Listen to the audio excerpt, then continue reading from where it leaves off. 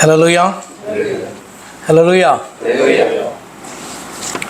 கர்த்தருடைய பரிசுத்த நாமத்திற்கு மகிமை உண்டாவதாக. கர்த்தராகிய இயேசு கிறிஸ்துவின் நாமத்தினாலே உங்களை நான் வாழ்த்துகிறேன். இந்த நாள் கர்த்தருடைய வார்த்தைக்கு நேராக கடந்து செல்வோம். இந்த மாதத்தில் கர்த்தர் கொடுத்ததான வசனத்தை நம்ம வாசிக்கலாம். ஏசாயா தீர்க்கதரிசன புஸ்தகம் 29ஆம் அதிகாரம் 19வது வசனம். சிறுமையானவர்கள் கர்த்தருக்குள் மிகவும் மகிழ்ந்து, மனுஷரில் எளிமையானவர்கள் இஸ்ரவேலின் பரிசுத்தருக்குள் களி கூறுவார்கள். Once more the humble will rejoice in the Lord, the needy will rejoice in the Holy One of Israel. இந்த நாளுடைய செய்தியினுடைய தலைப்பு சிறுமை நீங்கும், காத்திருப்போம், செவி கொடுப்போம் என்பதாகும். Miseries will disappear, let us wait, let us obey. ஹல்லேலூயா.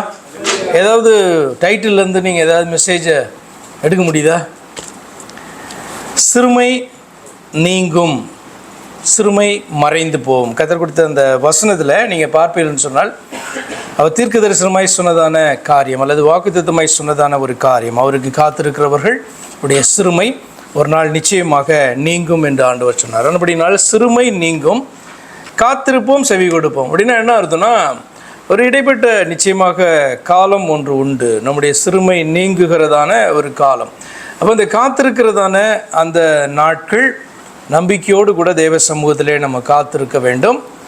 அந்த நாட்களிலே நம்ம செவி கொடுக்கிறவர்களாய் காணப்பட வேண்டும். செவி கொடுக்கறதுனா என்ன? ஆங்கிலத்தில் லெட் அஸ் ஒபே அப்படின்னு நான் போட்டிருக்கேன். ஏன் தெரியுமா? நான் செக் பண்ணி பார்த்தேன் பைபிளில். செவி கொடுத்தல் அப்படின்றதான அந்த வார்த்தை ரெண்டு பக்கமும் சொல்லப்பட்டிருக்கு. அதாவது தேவன் எனக்கு செவி கொடுத்தார், என் சத்தத்தை கேட்டார் அப்படி சொல்லும்போது செவி கொடுத்தார் என்ற வார்த்தை நீங்கள் பார்க்கும்போது ஆங்கிலத்தில் he heard அப்படின்னு போட்டிருக்கு. அதாவது கேட்டாங்க அப்படின்னு சொல்லியிருக்கு. அதே பார்த்தீங்க அப்படின்னு சொன்னால், கர்த்தர் நம்மை பார்த்து எனக்கு செவி கொடுங்கள் அப்படின்னு சொல்லும்போது அந்த இடத்துல ஒபே மை கமாண்ட்ஸ், ஒபே அப்படின்னு ஆண்டவர் சொல்லுகிறதாய் காணப்படும். இப்போ தமிழில் செவி கொடுப்போம் அப்படின்னு சொல்லும் பொழுது, தேவனுடைய வார்த்தைக்கு செவி கொடுப்போம் அப்படின்னு சொல்லும் பொழுது அது எதை குறிக்கிறதுனா, நம்ம கீழ்ப்படுகிறதை அது குறிக்கிறது. கண்களை மூடுமா? எங்களை அன்பாய் நேசிக்கிற எங்கள் பரிசுத்த பிதாவே, தர்மையான நாளுக்காய் நன்றி செலுத்துகிறோம். நீர் எங்களுக்கு தந்த வேத புத்தகத்திற்காய் ஸ்தோத்திரம். இந்த மாதத்தில் கொடுத்த வேத வசனத்திற்காய் ஸ்தோத்திரம். அதன் மூலமாய் ஆண்டவரே நீர் எங்களுக்கு கொடுக்கிற செய்திகளுக்காய் ஸ்தோத்திரம். இந்த நாளிலும் நாங்கள் கேட்க போகிறதான, தியானிக்க போகிறதான ஆண்டவரே இந்த செய்தி எங்களுடைய வாழ்க்கையில் பிரயோஜனம் உள்ளதாக அமைவதாக கர்த்தராகிய இயேசு கிறிஸ்துவின் நாமத்தில் ஜெபிக்கிறோம் அருமை பிதாவே, ஆமேன். ஹல்லேலூயா. அப்போ முக்கியமான காரியம் என்னென்னா, கர்த்தர் நம்முடைய சிறுமையை மாற்றுவார். ஆனால் காத்திருக்கிற அந்த நாட்களிலே நம்ம நம்பிக்கையோடு கூட காத்திருக்க வேண்டும். ஏன்னா காத்திருக்கிற நாட்கள் நம்பிக்கை அப்படியே குறையும். அந்த நம்பிக்கையோடு கூட நம்ம காத்திருக்க வேண்டும். சொன்னதை அவர் செய்வார் என்று சொல்லி அந்த நாட்களிலே நிச்சயமாக நம்ம அவருடைய வார்த்தைக்கு கீழ்ப்படுகிறவர்களாக நடந்து கொள்ள வேண்டும் என்பது முக்கியம். 19வது வருஷத்துக்கு அப்புறம் பார்த்திங்கன்னா ஒரு 5 வசனங்களிலே கர்த்தர் என்ன செய்வேன் அப்படின்ற காரியத்தை குறித்து அவர் பேசுகிறார். 20வது வசனத்தை நீங்கள் பார்ப்பீர்கள் என்று சொன்னால், கொடியவன் அற்று போவான், சக்கந்தக்காரன் இல்லாமற் போவான் அப்படி வாசிக்கிறோம். அப்படியானால் ஆண்டவர் சொல்கிறாங்க, இந்த நாளிலே நம்மை கொடுமைப்படுத்தி கொண்டிருக்கிறவர்கள் அல்லது யார் மூலமாய் நம்ம கஷ்டப்பட்டு கொண்டிருக்கிறோம் அப்படின்றதான காரியத்தை நோக்கி பார்க்கும் பொழுது யார் நம்மளை விடுதலை ஆக்குவார் என்று சொல்லி ஏங்குகிறதான நாட்களாக இருக்கலாம். அந்த கர்த்தருடைய வார்த்தை சொல்லுகிறது, கொடியவன் அற்று போகிற ஒரு நாள் வரும். சக்கந்தக்காரன் அப்படின்னு சொன்னால், நான் அதை உங்களுக்கு விளைக்கிறேன். சக்கந்தக்காரன்னா பரியாசக்காரன் அர்த்தம். மாக்கஷ் ஒரு சிறுமைப்பட்டதான ஜனத்தினை அல்லது ஒரு மனுஷனுடைய அந்த நிலையை பார்த்து வெளியில் பரியாசம் பண்ணனால் உள்ளத்தில் பார்த்திங்கன்னா ஏளனமாக சிந்திக்கிறவர்கள் தான் அதிகமாய் காணப்படுவார்கள். அவர்களை பார்த்து பரிதாபப்படுகிறதற்கோ அல்லது உதவி செய்கிறதற்கோ அவர்களுக்காய் ஜெபிக்கிறவர்களை விட அவர்களை பார்த்து ஏளனம் செய்கிறவர்கள் தான் அதிகமாய் காணப்படுவாங்க. ஆண்டவர் சொல்கிறாங்க, அப்படி உங்களை பரியாசம் பண்ணுகிறவர்கள் அவர்கள் இல்லாமற் போகிறதான ஒரு நாள் வரும் என்று சொல்லி 21வது வசனம். அப்போ சிறுமை மறையும் அப்படின்னு சொன்னால் அது எப்படி எல்லாம் அப்படின்ட்டு ஆண்டவர் சொல்லிகிட்டே வராங்க. 21வது வசனம் பாருங்கள். ஒரு வார்த்தையின் நிமித்தம் மனுஷனை குற்றப்படுத்தி நியாய வாசலில் தங்களை கடிந்து கொள்ளுகிறவனுக்கு கண்ணி வைத்து நீதிவானை நிர்நிமித்தமாய் துரத்தி இப்படி அக்கிரமம் செய்ய வகை தேடுகிற யாவரும் சங்கரிக்கப்படுவார் அப்படி சொல்கிறார். ஒரு நியாயமான ஒரு வார்த்தை, நியாயமான கடிந்து கொள்ளுதலை கூட இன்றைக்கு கேட்கிறதற்கு மனுஷர்களுக்கு விருப்பம் கிடையாது. அதுக்கு பதிலாக என்னை பார்த்து நீ எப்படி சொல்லலாம் அப்படின்னு சொல்லி எப்படி அவர்களை நம்ம குற்றப்படுத்தலாம் அப்படின்னு சொல்லிட்டு ஏற்ற நேரத்துக்கு காத்திருக்கிறதான உலகமாக தான் இந்த நாட்களில் உலகம் காணப்படுது. அப்படியா இல்லையா? அப்படிலாம் இல்லையா? கடிந்து கொள்ளுதலை இன்பமாக ஏற்றுக்கொள்கிறவர்களாய் நம்ம காணப்படுறோம்னா ரொம்ப கம்மி. இப்படியா இருந்தாலும் ஹர்ட் ஆகிட்டோம் அப்படின்னு சொன்னால் நமக்கு அது பயங்கர கஷ்டமாக காணப்படும். அது ஒரு நேரம் பார்த்து நம்ம ஒரு வார்த்தையை சொன்னால் தான் ஒரு சந்தோஷம் எங்கள் கிறிஸ்தவர்களுக்குள்ளேயே. அப்போ வெளியில் இருக்கவங்க எப்படி இருப்பாங்க? இன்னும் மோசமாக இருப்பாங்க. இந்த வார்த்தை சொல்லுது, ஒரு வார்த்தை நிமித்தம், இவனுடைய வாயிலேருந்து வருகிற ஒரு வார்த்தை நிமித்தம் அவனை எப்படி நம்ம பிடிக்கலாம், எப்படி குற்றப்படுத்தலாம்? அவன் என்ன சொல்லியிருக்கான்? தங்களை கடிந்து கொள்ளுகிற அந்த வார்த்தையை கேட்க மனதில்லாதபடி அவனுக்கு கண்ணி வைக்கிறதான ஜனங்களாக, நீதிமானை எப்படியாக நாம் இழத்தள்ளலாம் என்று சொல்லி சுற்றித் திரிகிற கூட்டமாய் பார்த்திங்கன்னா காணப்படுகிறவர்கள் ஒன்றுமில்லாமல் போவாங்க. ஆண்டவர் சொல்ல சங்கரிக்கப்படுவார்கள். ஆண்டவராகிய இயேசு கிறிஸ்து இந்த பூமியிலே மனிதனாக இறங்கி வந்து சத்தியத்தை அறிவித்து ஜனங்களை தம்மை நோக்கி திருப்புகிறதற்கான அநேக செய்திகளை, உபதேசங்களை அவர் கொடுத்தார். ஆனால் பார்த்திங்கன்னா ஒரு வசனம் இப்படி வாசிக்கிறோம். லூக்கா 11ஆம் அதிகாரம் 53வது வசனம் அண்ட் 54 ரெண்டையும் வாசிக்கலாம். லூக்கா 11, 53, 54. இவைகளை அவர்களுக்கு அவர் சொல்லுகையில் வேதபாரகரும் பரிசேயரும் அவர் மேல் குற்றம் சாட்டும் பொருட்டு அவர் வாய்மொழியில் ஏதாகிலும் பிழை கண்டுபிடிக்க வேண்டும் என்று உபாயம் பண்ணி அவரை மிகவும் நெருக்கி அநேக காரியங்களை குறித்து பேசும்படி அவரை ஏவவும் தொடங்கினார்கள். இப்படி வாசிக்கிறோம். அவர் நல்ல போதனை அவர்களுக்கு கொடுக்கிறார். உங்களுடைய வழிகளை மாற்றிக்கொள்ளுங்க என்று கற்றுக் கொடுக்கிறார். ஆனால் அவர்களும் என்ன பண்ணுறாங்க? கேட்க மனதில்லை. அது அவர்களை கடிந்து கொள்ளுகிறதான செய்தியாய் வரும்பொழுது இவரை நிறைய பேச வச்சு இவருடைய வாய்மொழியிலேருந்து ஏதாவது ஒரு வார்த்தையை பிடித்து இவரை குற்றப்படுத்தலாம் அப்படின்ட்டு சொல்லி அவர்கள் விரும்புகிறார்கள். இதுதான் நிலைமை. என்ன அப்படின்னு சொன்னால், நல்ல வார்த்தைகள் ஈவன் இன்னைக்கு பார்த்திங்கன்னா பிள்ளைகள் கூட பெற்றோர் சொல்லுகிறது கேட்கிறதற்கு மனதில்லை. அது அவர்களுடைய விருப்பத்துக்கு விரோதமாய் காணப்படுமானால் அவைகளை கேட்கிறதற்கு பிள்ளைகளுக்கு கூட மனதில்லை. அப்போ ஒரு குடும்பத்துக்குள்ளேயே இப்படி தான் காணப்படுது அப்படின்னா சபைக்குள்ளேயும் உலகத்துலேயும் நீங்கள் கொஞ்சம் சிந்திச்சு பாருங்கள். அல்லது தேவனே மனிதனாக வெளிப்பட்டு நமக்கு செய்தியை கொண்டு வந்த போதும் கூட அவரை குற்றப்படுத்த அவருடைய வாய்மொழியிலிருந்து ஏதாவது ஒரு வார்த்தை கிடைக்குமா என்று தேடுகிற உலகத்தில் வாழ்ந்து கொண்டிருக்கிறோம். ஆனபடினாலே ஆண்டவர் சொல்கிறாரு, இதுக்கெல்லாம் ஒரு முடிவு வரும் அப்படின்ட்டு ஆண்டவர் சொல்கிறார். 22வது வசனம். ஆகையால் ஆபிரகாமை மீட்டு கொண்ட கர்த்தர் யாக்கோபின் வம்சத்தை குறித்து இனி யாக்கோபு வெட்கப்படுவதில்லை, இனி அவன் முகம் செத்து போவதில்லை அப்படின்ட்டு ஒரு வார்த்தையை சொல்கிறார். அர்த்தம் என்ன அப்படின்னு சொன்னால், ஆபிரகாமை கர்த்தர் மீட்டு கொண்டு அவனுக்கு வாக்குத்தத்தத்தை கொடுத்தார். அந்த வாக்குத்தத்தம் ஆவிக்குரிய வாக்குத்தத்தம் ஈசாக்குக்கு வருகிறது. ஈசாக்குக்கு ஆண்டவர் கொடுத்த அந்த வாக்குத்தத்தம் யாக்கோபுக்கு வருகிறது. அதற்கு பின்பு அந்த ஜனக்கூட்டத்துக்கு வருகிறது.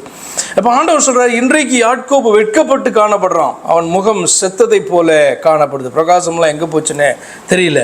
ஆனால் ஆண்டவர் சொல்கிறாரு, உன்னுடைய சிறுமையெல்லாம் நான் மாற்றுவேன். ஏன் தெரியுமா? நான் மீட்டு கொண்டது ஆபிரகாமை. நம்ம சிந்தித்து பார்க்கணும், நம்ம எப்படி மீட்கப்பட்டோம்? ஆண்டவராக இயேசு கிறிஸ்துவினால் நம்ம மீட்கப்பட்டோம். அவருடைய நாமத்தினால் மீட்கப்பட்டோம். அப்போ இன்றைக்கு நம்முடைய சிறுமையை ஆண்டவர் எப்படி மாற்றுகிறார் சொன்னால், தன்னுடைய நாமத்தின் நிமித்தம் அவர் பார்த்திங்கன்னா நம்முடைய சிறுமையை மாற்றுகிறவராக இருக்கிறார். அதுதான் அந்த வார்த்தையினுடைய அர்த்தம். இன்றைக்கு நாம் அந்த வார்த்தையை வாக்குத்தத்தை உரிமையாக்குவோம் என்று சொன்னால் இப்படி தான். ஆபிரகாமின் நிமித்தம் அல்ல, இயேசு கிறிஸ்துவின் நிமித்தம் நம்முடைய சிறுமைகள் மாற்றப்படும். 23வது வசனத்தை பாருங்க. அவன் என் கரங்களின் செயலாகிய, அதாவது யாரை சொல்கிறாருன்னா இஸ்ரவேல் ஜனங்களை சொல்கிறாரு. அது ஆவிக்குரியபடி விசுவாசிகளை குறிக்கிறது, சபையை குறிக்கிறது. அவன் என் கரங்களின் செயலாகிய தன் பிள்ளைகளை தன் நடுவிலே காணும் பொழுது என் நாமத்தை பரிசுத்தப்படுத்துவார்கள். யாக்கோபின் பரிசுத்தரை அவர்கள் பரிசுத்தப்படுத்தி இஸ்ரவேலின் தேவனுக்கு பயப்படுவார்கள் அப்படி சொல்கிறார். அர்த்தம் என்னென்னா, இன்னைக்கு ஒரு வேளை ஏன் இப்படி இருக்காங்க, கர்த்தருடைய வார்த்தையை கேட்க மாட்டேன்றாங்க, நம்முடைய பிள்ளைங்க, நாம் பார்க்கிறதான பிள்ளைங்க, நம்முடைய சபை ஜனம் ஏன் இப்படி இருக்குது அப்படின்னு சொல்லிட்டு ஒருவேளை நினைக்கலாம். ஆனால் ஆண்டவர் சொல்கிறாரு, என் கரங்களின் செயலாகிய தன் பிள்ளைகளை தன் நடுவிலே காணும் பொழுது. நம்முடைய பிள்ளைகள், கர்த்தருடைய வார்த்தையை கேட்டுக்கொண்டிருக்கிற பிள்ளைகள் இன்றைக்கு ஒருவேளை மனம் திரும்பாமல் காணப்படலாம். ஆனால் ஆண்டவர் சொல்கிறார், ஒரு நாள் பார்ப்பேன், இன்றைக்கு கேட்ட வார்த்தையுடைய வாழ்க்கையில் கிரியை செய்யும். அவர்களை உன் நடுவிலே நீ பார்த்தீங்கன்னா எப்படியாய் பார்ப்பனா, என் நாமத்தை பரிசுத்தப்படுத்துகிறவர்களாக, என்னுடைய கரத்தினுடைய செயலாக நீ அவர்களை பார்க்கும் பொழுது நீ கர்த்தரை பரிசுத்தப்படுத்துவ அப்படி சொல்கிறார். தொடர்ந்து 54ஆம் அதிகாரம் ஏசாயா 13 சொல்கிறார், உன் பிள்ளைகள் எல்லாம் கர்த்தரால் போதிக்கப்பட்டிருப்பார்கள், அவர்களுடைய சமாதானம் பெரிதாயிருக்கும். ஹல்லேலூயா. நீங்கள் ஆண்டவர் மேலே வைத்திருக்கிற அந்த நம்பிக்கை ஒருபோதும் அது வீண் போயிடாது. ஆண்டவர் சொல்கிறாரு, உன் பிள்ளைகள் எல்லாம் கர்த்தரால், அதாவது என்னால் போதிக்கப்பட்டிருப்பார்கள், உன் பிள்ளைகளுடைய சமாதானம் பெரிதாயிருக்கும். 24வது வசனம் பாருங்கள். இந்த காரியமெல்லாம் ஆண்டவர் எதுக்கு சொல்கிறார் அப்படின்னா, சிறுமை மறைகிறதான ஒரு நாள் உண்டு, அந்த நாள் மட்டுமாய் காத்திருக்கிற நீ என்ன பண்ண வேண்டும், உன் நம்பிக்கை இழந்து விடாதபடிக்கு நீ காத்திருக்க வேண்டும் அப்படின்ட்டு ஆண்டவர் கற்றுக் கொடுக்கும்பொழுது இதெல்லாம் ஏன் சொல்லணும் அப்படின்னு கேட்டிங்கன்னா, ஆமாம், நான் சும்மா பேசலை, உன்னுடைய சிறுமை எல்லாம் மறைந்து நீ கர்த்தருக்குள்ளே களி கூறுகிற, சந்தோஷப்படுகிற நாள் உனக்கு முன்பாய் வைக்கப்பட்டிருக்கிறது என்று சும்மா சொல்லலை என்று சொல்லி தான் ஆண்டவர் அந்த காரியங்கள்லாம் விளக்குகிறார். 24 வசனம் பாருங்கள், வழுவி போகிற மனதை உடையவர்கள் புத்திமான்களாகி முறுமுறுக்கிறவர்கள் உபதேசம் கற்றுக்கொள்வார்கள். ஹல்லேலூயா. நம்ம வழுவி போகிறதான மனதை உடையவர்களாக இருக்கிறோமா? கொஞ்சம் யோசித்து பார்க்கணும். பல நேரங்களில் நம்ம எல்லாருமே நீ சிந்திச்சு பார்த்தா தெரியும். நீங்கள் இப்போ நியூ இயர் வரப்போதில்ல, நியூ இயர் ரெசல்யூஷன் அப்படின்னு சொன்னால் என்ன பண்ணுவோம், ஏதாவது மனசில் சிந்திச்சு ஆண்டவரே இந்த வருஷம் நான் இப்படி இருப்பேன்ட்டு எதையாவது சொல்லுவோம். அட்லீஸ்ட்டு ஒரு தடவையாவது பைபிள் படிச்சிருவேன். எத்தனை பேர் சொல்லியிருக்கீங்க, நினச்சிருக்கீங்க? அப்படி ஒரு ஆண்டவருடைய சமூகத்தில் 31ஆம் தேதி நைட்டு அந்த நியூ இயர் ஈவ் சர்வீஸில், ஆண்டவரே இந்த வருஷத்தில் நான் இதை செய்ய விரும்புகிறேன் என்று ஆண்டவருடைய சமூகத்தில் நீங்கள் என்ன ரெசல்யூஷன் எடுத்திருக்கீங்களா? அதையெல்லாம் நிறைவேற்றிருக்கீங்களா?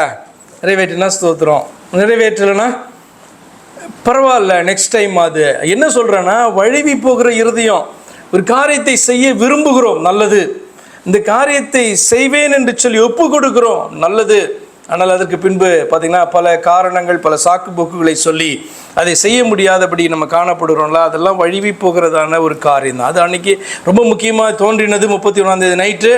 அதுக்கப்புறம் பார்த்திங்கன்னா அது பெரிய விஷயமாக நமக்கு தோணலை. சரி, வழுவி போகிற மனதை உடையவர்கள் என்ன வாங்கலாம், புத்திமான்களாக அவர்கள் ஆகி முறுமுறுக்கிறவர்கள் உபதேசம் கற்றுக்கொள்ளுவார்களாம். தேவனுடைய வார்த்தைகள், போதனைகளில் அவர்கள் விருப்பம் காண்பிப்பார்கள், கற்றுக்கொள்ள விரும்புவார்கள். சங்கீத புஸ்தகம் 95 இப்படி வாசிக்கிறோம். 6வது வசனத்தில் சில வசனங்களை நான் வாசிக்கிறேன். நம்மை உண்டு பண்ணின கர்த்தருக்கு முன்பாக வழுவி போகிற இருதயம்ன்ட்டு கர்த்தர் யாரை குறித்து சொன்னார் அப்படின்னு நீங்கள் பார்த்தீங்கன்னா உங்களுக்கு ஆச்சரியமாக இருக்கும். நம்மை உண்டாக்கிற கர்த்தருக்கு முன்பாக நாம் பணிந்து குனிந்து முழங்காற்படியிட கடவும் வாருங்கள், அவர் நம்முடைய தேவன், நாம் அவர் மேய்ச்சலின் ஜனங்களும் அவர் கைக்குள்ளான ஆடுகளுமாமே. ஆண்டவராக இயேசு கிறிஸ்துவை குறித்து சொல்லப்பட்டதான ஒரு வார்த்தை இது. ஆக்சுவலாக என்ன அப்படின்னு சொன்னால், அவருக்கு முன்பாக பணிந்து குனிந்து முழங்கால் படியிட கடவும். ஏசாயா 45:23 சொல்லப்பட்டிருக்கு. யாருக்கு முன்பாக நம்ம முழங்கால் படியிட வேண்டும், யாருக்கு முன்பாக நம்முடைய நாவுகள் யாருடைய நாமத்தில் அறிக்கை செய்ய வேண்டும் என்று. ரோமர் 14:11 நீங்கள் அதை வாசிப்பீங்க. ஆண்டவராக இயேசு கிறிஸ்துவை குறித்து சொல்லப்பட்டிருக்கிறது. நம்ம பணிந்து குனிந்து அவருக்கு முன்பாக முழங்கால் படியிட வேண்டும், நம்முடைய நாவுகள் அறிக்கை பண்ண வேண்டும் என்றால் அவருடைய நாமத்தை அறிக்கை பண்ண வேண்டும் என்று சொல்லி. அப்போ சங்கீதத்தில் சொல்லப்பட்டிருக்க, நம்மை உண்டாக்கின தேவனுக்கு முன்பாக நாம் பணிந்து குனிந்து முழங்காற்படியிட கடவோம், அவர் நம்முடைய தேவன், நாமோ அவருடைய ஜனங்கள், மேய்ச்சலின் ஆடுகள். தொடர்ந்து 8வது வசனம், இன்று அவருடைய சத்தத்தை கேட்பீர்களாகில், வனாந்திரத்தில் கோபமூட்டின போதும் சோதனை நாளிலும் நடந்தது போலவும் உங்கள் இருதயத்தை கடினப்படுத்தாதேயுங்கள். அங்கே உங்கள் பிதாக்கள் என்னை சோதித்து என்னை பரீட்சை பார்த்து என் கிரியைகளையும் கண்டார்கள். 40 வருஷமாய் நான் அந்த சந்ததியை அரோசித்து அவர்கள் வழுவி போகிற இருதயமுள்ள ஜனமென்றும் என்னுடைய வழிகளை அறியாதவர்கள் என்றும் சொல்லி என்னுடைய இளைப்பாறுதலில் அவர்கள் பிரவேசிப்பதில்லை என்று என்னுடைய கோபத்தில் ஆணையிட்டேன். அப்படி வழுவி போகிற இருதயம் அப்படின்ட்டு யாரை குறித்து சொல்கிறாருன்னு உங்களுக்கு ஆச்சரியமாக இருக்கும். ஒரு மீட்கப்பட்டதான ஒரு கூட்டத்தை, இந்த எகிப்தில் பார்வோனுடைய கரத்தில் அவர்கள் சிக்கியிருந்ததான நாட்கள், அடிமைப்பட்டிருந்த ஜனங்களை மீட்டெடுத்தார், விடுவித்தார், ரட்சித்தார். அந்த ஜனங்களை பார்த்து இந்த நாளில் சொல்கிறாரு, இவர்கள் வழுவி போகிறதான ஜனங்கள், இவர்கள் பார்த்திங்கன்னா என்னுடைய சத்தத்துக்கு செவி கொடுக்காத ஜனங்களாய் காணப்படுறாங்க, என்னுடைய வார்த்தைகளை அற்பமாய் தள்ளுகிறார்கள், ஆகையால் அப்படின்னு சொல்லிட்டு ஆண்டவர் பார்த்திங்கன்னா அவர்களை கடிந்து கொள்ளுகிறதான வார்த்தை. அப்போ வழுவி போகிற இருதயம்னா என்ன தெரியுமா? ரட்சிக்கப்பட்ட அன்று அவருடைய வார்த்தையை எப்படி கேட்டோமோ, விசுவாசித்தமோ, நம்பினமோ, அவருடைய சத்தத்தை கேட்கும்போது பயந்தமோ, கடைசி வரைக்கும் அப்படியாய் காணப்படும். இந்த பூமியிலே வாழ்கிற நாளெல்லாம் அவருடைய சத்தத்துக்கு, அவருடைய வார்த்தைக்கு நடுங்குகிறவர்களாக, செவி கொடுக்கிறவர்களாக நம்ம காணப்பட வேண்டும். வழுவி போகிற இருதயம் என்று சொன்னால் காத்திருக்கிற நாட்களிலே, நம்பிக்கையோடு கூட காத்திருக்கிற நாட்களில் அவருடைய சத்தத்துக்கு செவி கொடுக்கிறவர்கள், நாளைக்கு செவி கொடுக்கலாம் அப்படி அல்ல, இன்று அவர் சத்தத்தை கேட்பீர்கள். ஆனால் நீங்கள் என்ன பண்ணணும்? வனாந்திரத்தில் எனக்கு கோபம் மூட்டினதை போல அப்படின்னு அர்த்தம். நேற்று கோபம் மூட்டினதை போல, கடந்த வருஷத்தில் நீ எனக்கு கோபம் மூட்டினதை போல இன்று என் சத்தத்தை கேட்பாய் என்று சொன்னால், நீ கோபம் மூட்டுகிறதான வேலையை நீ செய்யாத, இன்று கீழ்ப்படி என்று சொல்லி ஆண்டவர் சொல்லுகிறதான காரியம். அப்போ காத்திருக்கிற நாட்களில் நம்பிக்கையோடு கூட மாத்திரமல்ல, அவருக்கு செவி கொடுக்கிறதான ஜனக்கூட்டமாக நாம் காணப்பட வேண்டும் என்பதுதான் இந்த செய்தியினுடைய காரியம். அடுத்தது, உங்கள் பாடுகள் ஒன்றும், இதனால் நம்ம பட்டு கொண்டிருக்கிற பாடுகள் அது ஒன்றும் அர்த்தமற்றதல்ல. ஏன் இந்த பாடு, ஏன் இந்த பாடு என்று சொல்லி நமக்கு தோன்றலாம். ஆனால் எல்லா பாடுகளுக்கும் காரணம் உண்டு, அர்த்தம் உண்டு. அவைகள் சீக்கிரத்திலே நீங்கும் என்று கர்த்தருடைய வார்த்தை சொல்கிறது. 2 கொரிந்தியர் புஸ்தகம் 4ஆம் அதிகாரம் 17 இப்படி வாசிக்கிறோம். 2 கொரிந்தியர் 4:17. மேலும் காணப்படுகிறவைகளை அல்ல, காணப்படாதவைகளை நோக்கி இருக்கிற நமக்கு அதிசீக்கிரத்தில் நீங்கும் லேசான நம்முடைய உபத்திரவம் மிகவும் அதிகமான நித்திய கனமகிமையை உண்டாக்குறது. திரும்ப இந்த வார்த்தையினுடைய அர்த்தம் நான் வாசிக்கிறேன், நீங்கள் கொஞ்சம் கவனிச்சு பாருங்க. காணப்படுகிறவைகளை அல்ல, காணப்படாதவைகளை நோக்கி இருக்கிற நமக்கு. இந்த சிறுமையோடு கூட காத்திருக்கிற இந்த நாட்களில், பல பிரச்சனைகளோடு பாடுகளோடு கூட காத்திருக்கிற இந்த நாட்களில் நம்முடைய பார்வை அல்லது நோக்கம் எங்கே காணப்படுதான்? நம்முடைய நம்பிக்கை நம்ம காணாததான அந்த தேவன் மேலே, அவர் நமக்கு வைத்திருக்கிறதான அந்த எதிர்காலத்தின் மேலே, அந்த விடுதலையின் மேலே நம்முடைய கண்கள் காணப்படுமானால், பார்த்திங்கன்னா அதுதான் அந்த வார்த்தை, காணப்படுகிறவைகளை அல்ல. காணப்படுகிறவர்களை பார்த்தா எப்படி தான் இருக்கும்? நாம் பூமியிலே பார்க்கிற காரியங்களை பார்த்தால் நம்மளுடைய சோர்ந்து போவோம், நம்பிக்கை எழுந்து போவோம். ஆனால் காணப்படுகிறவைகளை அல்ல, காணப்படாதவைகளை நோக்கி இருக்கிற, அது எங்கே இருக்குது? காணப்படாதவைகள் இந்த வேதத்தில் தான் இருக்குது. இந்த வேத வஸ்திரங்களின் மூலமாய் நீங்கள் காணப்படாதவைகளை நீங்கள் நம்பலாம். ஏனென்று சொன்னால் நிச்சயமாக அவைகள் இருக்கிறது, இன்றைக்கு என் கண்ணுக்கு தெரியல, அவ்வளவுதான். காணப்படாதவைகளை அல்ல, காணப்படுகிறவை அல்ல, காணப்படாதவைகளை நோக்கி இருக்கிற நமக்கு, அதாவது விசுவாசிகளுக்குன்னு அர்த்தம், சிம்பிள் டேர்ம்ஸ். அதிசீக்கிரத்திலே நீங்கும் லேசான நம்முடைய உபத்திரவம். ஏனென்று சொன்னால் இவைகளெல்லாம் மிகவும் அதிகமான கனமகிமையை உனக்கு கொடுக்கும்படியாக இந்த நாளில் அந்த பாடுகள் காணப்படுகிறது. ஏனென்றால் உன்னுடைய பாடுகள் கர்த்தருடைய நாமத்தின் நிமித்தமோ, அவருடைய வார்த்தைகளின் நிமித்தமோ, அவருக்கு கீழ்ப்படிய விரும்புகிறதின் நிமித்தமோ தான் அவைகள் காணப்படுகிறது என்று நமக்கு தெரிய வேண்டும். அடுத்ததாக, உங்கள் சிறுமையையும் கண்ணீரையும் கர்த்தர் காணாதவர் அல்ல, சீக்கிரத்திலே உங்களுக்கு நியாயம் செய்வார். ஹல்லேலூயா. ஒரு ஊமையின் மூலமாக கர்த்தர் இந்த காரியத்தை சொன்னாங்க. சோர்ந்து போய் காத்திருக்கிற அந்த நாட்களிலே எனக்கு நியாயம் கிடைக்கவில்லையே என்று அவரை நோக்கி ஜெபித்து கொண்டு இருக்கிற அந்த நாட்களிலே ஒரு காரியத்தை நமக்கு உணர்த்தும்படி ஆண்டவர் பேசினார். அது லூக்கா 18ஆம் அதிகாரம் 2-8 வரைக்கும் உள்ள வசனங்களிலே காணப்படுகிறது. ஒரு பட்டணத்திலே ஒரு நியாயாதிபதி இருந்தான். அவனுக்கு பேர் என்ன? அவனுக்கு ஆக்சுவலாக கொடுக்கப்பட்டிருக்க டைட்டில் நியாயாதிபதி, ஜட்ஜு. அதாவது அவனுடைய ரோல், அவன் தேவனுக்கு பயப்படாதவனும் மனுஷரை மதியாதவனுமாய் இருந்தான். அந்த பட்டணத்திலே ஒரு விதவையும் இருந்தார், ரொம்ப சிறுமைப்பட்டதான ஒரு ஆத்துமா. அவள் அவனிடத்தில் போய், எனக்கும் என் எதிராளிக்கும் இருக்கிற காரியத்தில் எனக்கு நியாயம் செய்ய வேண்டும் என்று விண்ணப்பம் பண்ணினாள். இது அவனுடைய வேலை, அவனை போய் கெஞ்ச வேண்டிய அவசியம்லாம் கிடையாது. அவன்கிட்ட போனால் அவன் நியாயம் செய்ய வேண்டும் அல்லவா? ஆனால் என்ன பண்ணுறா? போய் அவனிடத்துல கெஞ்சுகிறாள், விண்ணப்பம் பண்ணுகிறாள். வெகு நாள் வரைக்கும் அவனுக்கு மனதில்லாது இருந்தது. பின்பு அவன், நான் தேவனுக்கு பயப்படாமலும் மனுஷரை மதியாமலும் இருந்தும் இந்த விதவை என்னை எப்போதும் தொந்தரவு செய்கிறபடியால் இவள் அடிக்கடி வந்து என்னை அலட்டாதபடிக்கு இவளுக்கு நியாயம் செய்ய வேண்டும் என்று தனக்குள்ளே சொல்லி கொண்டான் என்றார். பின்னும் கர்த்தர் அவர்களை நோக்கி, அநீதியுள்ள அந்த நியாயாதிபதி என்ன பண்ணணும்? நியாயம் பண்ணணும். ஆனால் இவன் எப்படி அப்படின்னு சொன்னால் அநீதி பண்ணுகிறதான ஒரு நியாயாதிபதி. அப்போ நம்ம ரோலுக்கும் நம்முடைய செயலுக்கும் சம்மந்தம் இல்லை, நம்முடைய கேரக்டர் நம்முடைய பாத்திரத்துக்கும் நம்ம நடந்துக்கிறதான விதத்துக்கும் சம்மந்தம் இல்லை அப்படின்னு சொன்னால் நம்ம அநீதியானவர்கள் என்பது நமக்கு புரியணும். ஆமாம் இல்லையா? அப்போ நியாயாதிபதி நியாயம் செய்ய வேண்டியவன், ஆனால் இவனோ அநியாயம் செய்கிறதான ஒரு மனுஷனாக அவன் காணப்படுகிறான். ஆண்டவர் சொல்கிறாங்க 7ஆம் வசனத்தில், அந்தபடியே தேவன் தம்மை, அந்தபடியே அப்படின்னு சொன்னால் நம்முடைய தேவன் நியாயாதிபதி, அவனும் நியாயாதிபதி, 2 பேரையும் கம்பேர் பண்ணுறாரு. அப்படி அல்ல, தேவன் நீதி செய்கிற நியாயாதிபதி, இவன் அநீதி செய்கிறதான நியாயாதிபதி. ஆனால் அவனே அப்படி செய்யும் போது நான் உங்களுக்கு செய்யாதிருப்பேனோ அப்படின்ட்டு ஆண்டவர் என்ன பண்ணுறார்? தொடர்ந்து பேசுகிறார். அந்தபடியே தேவன் தம்மை நோக்கி இரவும் பகலும் கூப்பிடுகிறவர்களாகிய தம்மால் தெரிந்து கொள்ளப்பட்டவர்களின் விஷயத்தில் நீடிய பொறுமை உள்ளவராய் இருந்து அவர்களுக்கு நியாயம் செய்யாதிருப்பாரோ? சீக்கிரத்தில் அவர்களுக்கு நியாயம் செய்வார் என்று உங்களுக்கு சொல்லுகிறேன் அப்படின்னார். அது மாத்திரமல்ல, ஆகிலும் மனுஷகுமாரன் வரும்போது பூமியிலே விசுவாசத்தை காண்பாரோ? அப்படியாக ஒரு காரியம் செய்யப்படும் போது விசுவாசம் உள்ளவனாய் நீ காத்திருக்க முடியுமா அப்படின்றது தான் ஆண்டவர் வைக்கிறதான ஒரு கேள்வியாக இருக்கிறது. என்ன அறிந்து கொள்ளுகிறோம் அதில் என்று சொன்னால், கர்த்தருக்கு காத்திருக்கிற பிள்ளைகள், நம்பிக்கையோடு கூட காத்திருக்கிற பிள்ளைகள், எனக்கு ஆண்டவரே நீ நியாயம் செய்யும் என்று சொல்லி அவரை நோக்கி கேட்டுக்கொண்டிருக்கிற பிள்ளைகளுக்கு ஆண்டவர் சொல்கிறாரு, நீடிய பொறுமை உள்ளவராக இருக்கிறத போல தோணும், ஆனாலும் கூட என்ன சொல்கிறாரு? சீக்கிரமாய் நீதியை செய்வார். ஒரு அக்கிரமக்கார அநீதியான ஒரு மனுஷன் பார்த்திங்கன்னா, அவனுடைய அந்த பவர்ஸ் அப்யூஸ் பண்ணி அநியாயம் பண்ணுகிற ஒரு மனிதன் கூட தொடர்ந்து கேட்கும்போது நீதியை செய்ய விரும்புகிறானே. அப்படி இருக்கும்போது என்னை நோக்கி கேட்டுக்கொண்டிருக்கிற என்னால் தெரிந்து கொள்ளப்பட்டதான உனக்கு நான் எப்படி நீதியை செய்யாமல் இருப்பேன், நியாயம் செய்யாமல் இருப்பேன்? நிச்சயமாக செய்வேன் அப்படின்னு சொல்லிட்டு ஆண்டவர் என்ன பண்ணுறாங்க? சொல்கிறாங்க.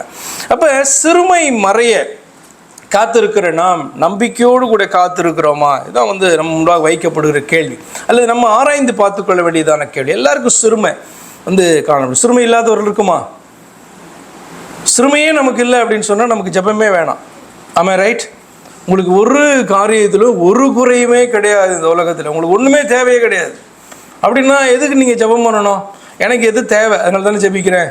நான் ஆண்டவரை டிபெண்ட் பண்ணால் தான் வாழ முடியும். ஆனால் அப்படின்னால ஜெபம் எதுக்காக ஆண்டவர் ஜெபிக்க சொல்கிறார்? கொஞ்சம் சிந்திச்சு பாருங்கள். நம்ம அவரை டிபெண்ட் பண்ணி வாழணும், அவரிடத்துல எல்லாவற்றையும் பெற்றுக்கொள்ளுகிறவர்களாக நாம் இருக்கிறோம். ஆனப்படினால ஜெபம் இல்லாமல் என்ன பண்ண முடியாது? வாழ முடியாது. நீ அவர்கிட்ட விசுவாசம் இல்லாமல் நீ ஒரு லைஃப்பை வாழறதே அர்த்தமற்றதான வாழ்க்கை. அப்போ we lack in many things. அப்போ ஜெபத்துக்கு அடிப்படையான காரணம், நம்ம ஒரு தேவன் உண்டென்று விசுவாசிக்கிறோம், அவர் நம்ம மேலே கண்ணோக்கமாக இருக்கிறார், அன்பாக இருக்கிறார், நம்ம கேட்கிறதை கொடுக்கிறார், அல்லது அவரை சார்ந்துதான் நம்ம வாழ்கிறோம் என்கிறதை கற்றுக் கொடுத்திருக்கிறார். ஆனபடினாலே ஜெபிக்க சொல்கிறார். அப்படி தானே? அப்போ நம்மள்ட்ட சிறுமையே இல்லையா அப்படின்னு ஒரு கேள்வியை கேட்டீங்க அப்படின்னு சொன்னால், பல விதத்தில் நம்ம ஆசீர்வதிக்கப்பட்டிருந்தாலும் சில காரியங்களில் நம்முடைய வாழ்க்கையில் குறைகள் காணப்படும். அதான் சிறுமை காணப்படும். அப்போ சிறுமை மறைய காத்திருக்கிற நாம நம்பிக்கையோடு ஆண்டவற்றை நான் இந்த குறிப்பிட்ட காரியத்தை ஜெபித்து கொண்டு இருக்கிறேனே, அவரும் வாக்கு கொடுத்திருக்கிறாரே, அவருக்குள் நான் மகிழ்ந்திருக்கும்படியான அந்த நேரத்தை வைத்திருக்கிறார், அப்படிப்பட்டதான ஒரு சேஞ்சை என்னுடைய லைஃப்பில் ஆண்டவர் கொடுப்பார் என்று ஜெபித்து கொண்டு இருக்கிறோமே. அப்போ அந்த நாட்களில் நம்பிக்கையோடு கூட அந்த காரியத்தை நாம் செய்கிறோமா? கர்த்தருக்கு செவி கொடுக்கிறோமா? அந்த நாட்களில் ஆண்டவர் பேசாமல் இருக்க மாட்டார். நம்ம கேட்கிறது ஒன்றா இருக்கும், அவர் பேசுகிறது வேறு காரியமாக இருக்கும். ஹல்லேலூயா. நம்ம கேட்டதான காரியத்தை குறித்து பேசிட்டானா நமக்கு சந்தோஷம், அதுக்குரிய பதிலை குறித்து பேசிட்டானா சந்தோஷம். ஆனால் நம்ம ஒன்று கேட்டுட்ருப்போம், ஒன்றுக்கு ஏங்கிட்டு இருப்போம், அவரும் என்ன பண்ணுவார்? வேறு ஒரு காரியத்தை குறித்து நம்மிடத்தில் அநேக நேரங்களிலே பேசுவது உண்டு. ஏனென்று சொன்னால் என்னுடைய ப்ரையாரிட்டிஸ் வேறு, ஆனால் என்னுடைய வாழ்க்கையில் இது ப்ரையாரிட்டியாக இருக்க வேண்டும் என்று சொல்லி விரும்புகிறதான தேவன் சொல்லுகிற பேசுகிற காரியங்கள் பார்த்திங்கன்னா கொஞ்சம் வித்தியாசமாக இருக்கும். எனக்கு அந்த நேரத்தில் அது அவசியம் இல்லை என்று தோன்றலாம், ஆனால் எனக்கு அதுதான் அவசியம் என்று சொல்லி தான் என்னோடு கூடயும் உங்களோடு கூடயும் ஆண்டவர் பேசி கொண்டிருக்கிறார். அப்போ அந்த நாட்களில் பேசுகிற அந்த வார்த்தைகளுக்கு செவி கொடுக்கிறவர்களாக நம்ம காணப்படுகிறோமா என்று சொல்லி ஆராய்ந்து பார்க்க வேண்டும். அப்படி ஆராய்ந்து பார்ப்பீங்கன்னா இந்த செய்தி உங்களுக்கு பிரயோஜனமாக இருக்கும். எத்தனை பேர் நீங்கள் நம்புகிறீர்கள் the Bible points a God, Bible reveals our God, Bible reflects God's character? தேவனுடைய சிந்தையையும் தேவனுடைய விருப்பத்தையும் தேவனுடைய குணாதிசயங்களையும் பிரதிபலிக்கிறதாக இந்த வேதாகமம் காணப்படுகிறது, அல்லது தேவனை சுட்டி காண்பிக்கிறதாக இந்த வேதாகமம் காணப்படுகிறது என்று எத்தனை பேர் நினைக்கிறீங்க? எத்தனை பேருக்கு டவுட்டாக இருக்கு? நான் பார்த்தீங்கன்னா நான் அறிந்து கொண்ட படிக்கும் இந்த வேதத்தை எடுத்து வாசித்தீங்கன்னா இந்த வேதாகமம் நமக்கு தெய்வத்தை அது சுட்டி காண்பித்து கொண்டே இருக்கிறது. இப்போ கூட ஒரு நேரத்தில் ஆலோசனைக்கு முன்பாக அவர் சொன்னார் என்ன அப்படின்னு சொன்னால், யோவான் ஸ்நானகன் பார்த்தீங்கன்னா நான் ஒருவரை குறித்து பேசியிருந்தேன்ல, அவர் பெரியவர் அல்லவா, இவர் தான் அவர். அவன் சொல்லிட்டு இவன் சொல்கிறான், அவர் தான் நான் பேசி கொண்டு வந்தில்ல, அவர் தான் இவர் என்று இயேசுவானவர் என்ன பண்ணுறான், சுட்டி காண்பி. அப்போ இந்த யோவான் சுட்டி காண்பித்ததை போல தான் இந்த வேதாகமத்தில் நீங்கள் தெய்வத்தை தேடுவீர்களானால் தெய்வத்தை பார்த்தீங்கன்னா இது சுட்டி காண்பித்து கொண்டே இருக்கும். அப்போ தேவனுடைய விருப்பம் என்ன, அவர் என்ன நம்மிடத்தில் விரும்புகிறார் என்பதை மாத்திரமல்ல, அவருடைய குணாதிசயங்களை எல்லாம் ரிஃப்ளெக்ட் பண்ணுகிறதான ஒரு கண்ணாடியை போல தான் இந்த வேதாகமம் காணப்படுகிறது என்பதில் சந்தேகமே கிடையாது. 1 கொரிந்தியர் புஸ்தகம் 13ஆம் அதிகாரம் 12வது வசனம், 2 கொரிந்தியர் 3:18 இந்த வசனங்களை வாசிக்கும் பொழுது, இப்பொழுது கண்ணாடியிலே நிழலாட்டமாய் பார்க்கிறோம், அப்பொழுது முகமுகமாய் பார்ப்போம், இப்பொழுது நான் குறைந்த அறிவுள்ளவன், அப்பொழுது நான் அறியப்பட்டிருக்கிறபடியே அறிந்து கொள்ளுவேன். என்ன சொல்கிறாரு, இப்போ நீ கண்ணாடியில் பார்த்தோன்னா கண்ணாடியில் பிம்பத்தை தான் பார்க்குறோம்ல, அதே போல் நீ இந்த வேதத்தில் நீ வாசிக்கும் போது நிழலாட்டமாய் தெய்வத்தை நீ பார்த்து கொண்டு இருக்கிறாய்.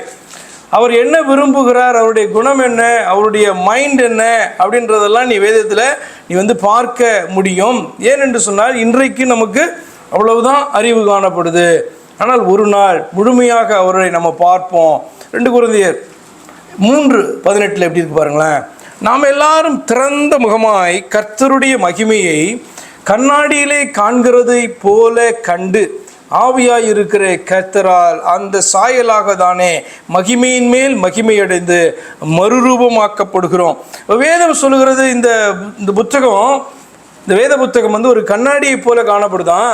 நீ அதை எடுத்து வாசித்தனா நீ யாரை பார்க்கலாம், அது தேவனை உனக்கு காண்பித்து கொடுக்கிறதாக, தேவனுடைய குணாதிசயங்களை காண்பிக்கிறதாக, உன்னிடத்தில் என்ன விரும்புகிறார் என்பதை சுட்டி காண்பிக்கிறதான வேத வார்த்தைகளாக, அதாவது பேசுகிறதான பேச்சாக அது காணப்படுகிறது என்று சொல்லுது. ஆனால் அப்படி தான் சொன்னேன், பைபிள் ரிஃப்ளெக்ட்ஸ் காட்ஸ் கேரக்டர், அவரை பிரதிபலிக்கிறதாக இந்த வேத வாக்கியம் காணப்படுகிறது என்பது சந்தேகமே கிடையாது. அதே மாதிரி பார்த்தீங்கன்னா Bible teachers us to reflect the glory of God, நம்ம தேவனுடைய மகிமையை நாம் வெளிப்படுத்த வேண்டும் என்பதையும் இந்த வேத வாக்கியம் கற்றுக் கொடுக்கிறது. எப்படி அப்படின்னு நீங்கள் கேட்டிங்கன்னா, பை இமிட்டேட்டிங் கிரைஸ்ட்ஸ் கேரக்டர். கிறிஸ்து தேவன் மனிதனாக வெளிப்பட்டார் அல்லவா, மனிதனாக காணப்பட்டார் அல்லவா, மனிதனாக நம்முடைய ரட்சிப்புக்கு செய்ய வேண்டியதெல்லாம் செய்து முடித்தார் அல்லவா. அப்போ கிறிஸ்துவை இமிட்டேட் பண்ணுகிறதான காரியம், இமிட்டேட் பண்ணுறதுனா என்ன, பின்பற்றுகிறதான காரியம். இப்போ சின்ன பிள்ளைங்களை பார்த்தீங்கன்னா அதுங்க என்ன பண்ணோம் அப்படின்னு சொன்னால், அப்பா அம்மாவை பார்த்து வளர்ந்துட்டே வரும் இல்லையா.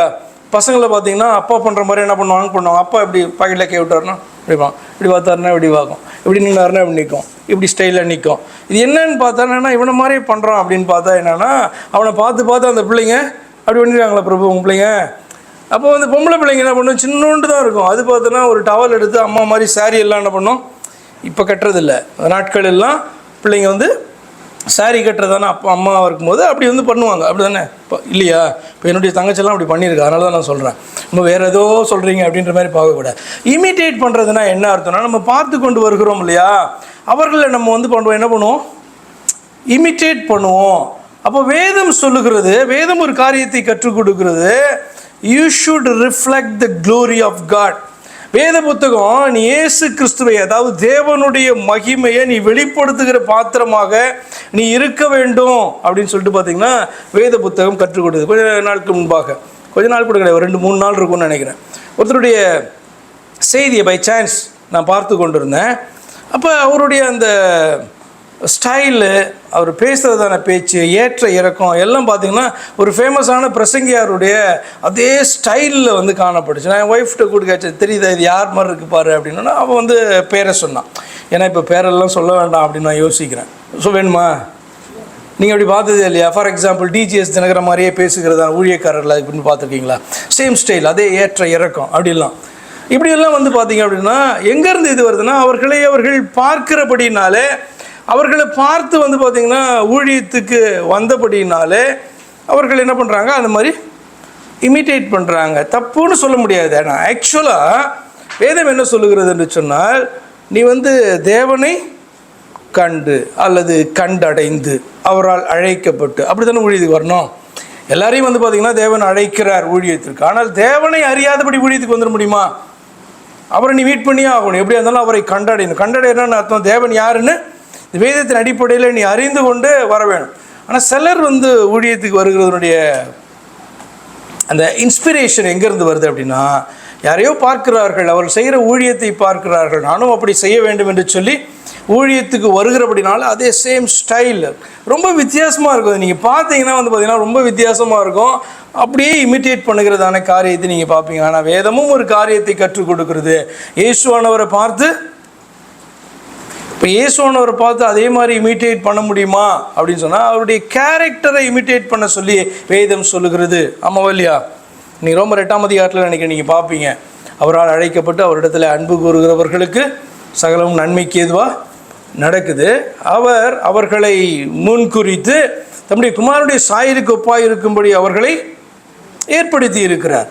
முன்னறிந்து முன்குறித்து என்ன பண்ணாரா, ஏற்படுத்தி வைத்திருக்கிறார் அப்படின்னு சொல்லப்பட்டிருக்கு. அப்போ நம்முடைய அழைப்பினுடைய நோக்கமே என்ன தெரியுமா? கிறிஸ்தை போல நம்முடைய கேரக்டர் மாற வேண்டும், மறுரூபமாக வேண்டும் என்பது நம்முடைய அழைப்பாகவும் தேவன் விரும்புகிறதான ஒரு காரியமாகவும், தேவன் மனிதனாக வெளிப்பட்டு இந்த பூமியிலே பாடு அனுபவித்ததற்கு அதுவும் ஒரு நோக்கமாகவும் காணப்படுகிறது. அப்படின்றத நம்ம என்ன பண்ணக்கூடாது, மறந்து போய்விடக்கூடாது. சரி, நான் ஏன் இப்படி சொல்லுகிறேன் அப்படின்னா, சில ஒரு 5 பாயிண்ட்ஸ் உங்களுக்கு கொண்டு வருகிறேன்.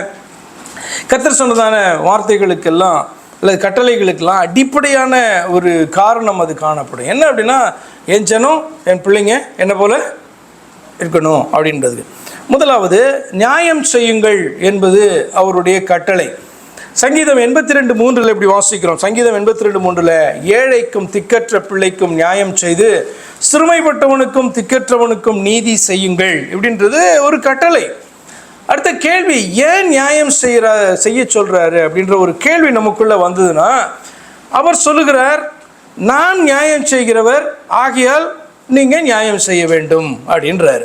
உபாகமம் 10:18 பாருங்களேன். உபாகமம் 10:18, அவர் திக்கற்ற பிள்ளைகளுக்கும் விதவைகளுக்கும் நியாயம் செய்கிறவரும் அந்நியன் மேல் அன்பு வைத்து அவனுக்கு அன்னவஸ்திரம் கொடுக்கிறவருமாய் இருக்கிறார். இது அவருடைய கேரக்டர். அவர் வந்து பார்த்தீங்க அப்படின்னு சொன்னால் ஏன் என்ன நியாயம் செய்ய சொல்கிறாருன்னா, அவர் நியாயம் செய்கிறவராய் காணப்படுகிறார். இது அவருடைய வந்து பார்த்தீங்கன்னா அவருடைய சுபாவமாக தன்மையாய் காணப்படுது. ஆனப்படினாலே அவர் என்ன பண்ணுறாரு, தன்னை நோக்கி ஓடி வந்த, தன்னை விசுவாசிக்கிற, தன்னை ஏற்றுக்கொண்டதான ஜனங்களை பார்த்து ஒரு கட்டளையை கொடுக்குறாரு. நீங்கள் என்ன பண்ணணும், நியாயம் செய்கிறவர்களாய் இருக்க வேண்டும். நீங்கள் லேவியராகமம் புஸ்தகத்தை நீங்கள் போய் எடுத்து வாசித்து பார்க்கும் பொழுது ஒரு அசைன்மெண்ட் உங்களுக்குன்னா, நிறைய கட்டளைகள் ஆண்டவர் கொடுத்துட்டு கடைசியில் ஒரு வேர்ட் சொல்லுவார். என்னென்னா, நீங்கள் இதை செய்யுங்க அதை செய்யுங்க இப்படிலாம் சொல்லிட்டு வரும்போது, நான் உங்கள் தேவனாகிய கர்த்தர் அப்படின்ற ஒரு வார்த்தையை சொல்லுவார். உங்களுக்கு அது படிக்கும்போதே வித்தியாசமாக இருக்கும். என்னென்னா, நீ இதை செய்யாதே, நீ இதை செய் அப்படின்னு சொல்லிட்டு அதுக்கு ரீசன் என்ன அப்படின்னா, நான் உங்கள் தேவனாகிய கர்த்தர். எதை புரியுதா? அதாவது நார்மலாக எப்படி சொல்லணும், நான் உங்கள் தேவனாகிய கர்த்தராக இருக்கிறபடியால் நீங்கள் இதை என்ன பண்ணுங்க, செய்யுங்க அப்படின்னு சொல்லணும். அவரோ ஒரு ஒரு கட்டளையை கொடுத்துட்டு, நான் உங்கள் தேவனாகிய கர்த்தர், ஏனென்றால் நான் உங்கள் தேவனாகிய கர்த்தர் அப்படி சொல்லுவார். அவருடைய அர்த்தம் என்ன தெரியுமா? இது அவருடைய சுபாவம். அவரை ஏற்றுக்கொண்டு அவருடைய ஜனமாக நம்ம காணப்படுவோம் என்றால், அவருடைய பிள்ளைகளாக நாம் அங்கீகரிக்கப்படுவோம் என்று சொன்னால், அவர் சொல்கிறார், இது என் கேரக்டர், அப்படினால என்னுடைய பிள்ளைங்க இதை செய்யுங்க. அப்போ நிறைய நேரங்கள் அவர் கொடுக்கறதான இந்த கட்டளைகள் வந்து நமக்கு புரியலனாலும் ஏன் சொல்கிறார் அப்படின்னா, இது அவருடைய விருப்பமும் சித்தமுமாய் காணப்படுது. அவர் அப்படி தான். ஆனால் அப்படின்னா என்ன பண்ணுவார்? இப்போ அவர் ஒரு பாவம் செய்கிற தெய்வம்னா என்ன பண்ணுவார்? அவர் வந்து பார்த்தா அப்படின்னா நான் பாவம் செஞ்சால் கண்டுக்க மாட்டார் அப்படி தானே? ஒரு விபச்சாரம் செய்கிற தெய்வம் அப்படிலாம் தெய்வம் இருக்கான்னு கேட்டிங்கன்னா நீங்கள் வாசிக்கலாம். புராணங்களில் போயிட்டு உலகத்தில் காணப்படுற கிரேக்க புராணங்கள், ரோம புராணங்கள், எந்த புராணங்களில் போய் பார்த்தீங்கன்னா நீங்கள் என்ன பண்ணலாம், எடுத்து வாசித்து பாருங்கள்.